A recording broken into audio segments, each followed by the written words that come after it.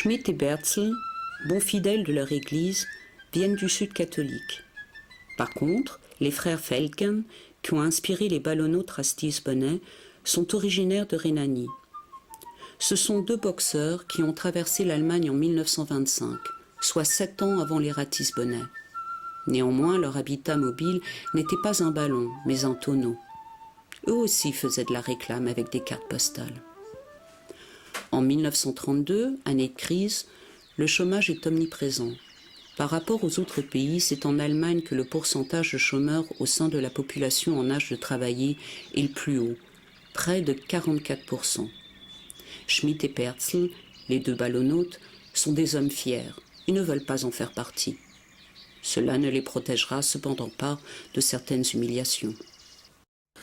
Le porte-à-porte pour distribuer les cartes, c'est terrible de devoir faire cela.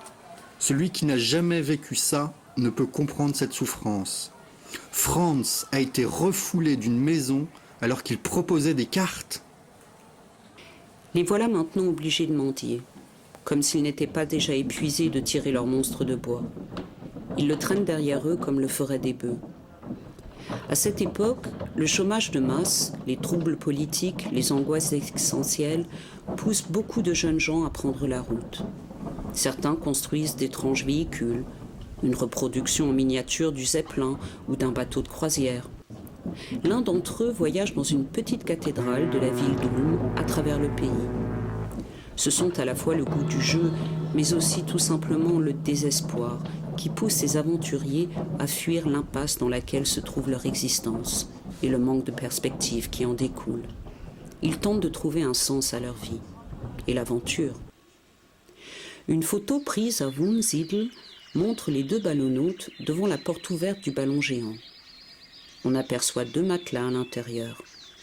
Un petit garçon aux cheveux blonds les observe, tout à la fois sceptique et admiratif.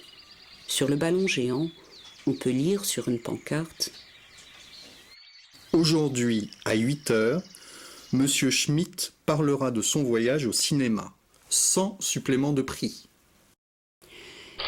Jacob Schmitt a dû également montrer ses photos aux quelques douzaines de spectateurs venus l'écouter. Elles sont méticuleusement collées dans son carnet de voyage qui s'alourdira jusqu'à peser 8 kilos. Jacob Schmitt prend en effet soin de tout noter au fil des étapes du voyage. Il écrit presque chaque jour leurs expériences et décrit les gens qui les ont croisés. Il prendra plus de 900 photos lors de leur périple. On trouve de plus, dans ce carnet de voyage, soigneusement collés, des cartes postales, des billets d'entrée, des titres de créance, des fanions d'association, des dédicaces et des tampons. On y trouve encore des centaines de félicitations pour le voyage, d'autographes et de portraits d'équipes de foot avec lesquels ils ont joué en route. Beaucoup de photos témoignent de ces matchs. Schmitt et Perzel sont de véritables ambassadeurs du foot. Pas seulement en accumulant les parties de foot amicales, mais surtout en tirant leurs ballons de foot géants à travers toute l'Allemagne.